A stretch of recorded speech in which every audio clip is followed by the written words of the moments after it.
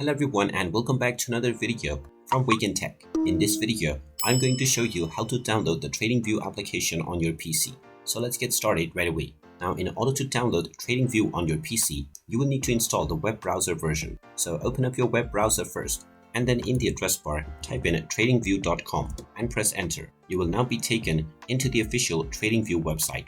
If you haven't logged into your account already, you can click on the account icon at the top right corner and proceed with your credentials by clicking on the login button. Once you have been logged in, you will be taken into the market summary page from which you can see various different stocks. Now in order to install the application, tap on the three dots at the top right corner of your web browser and then hover over to apps.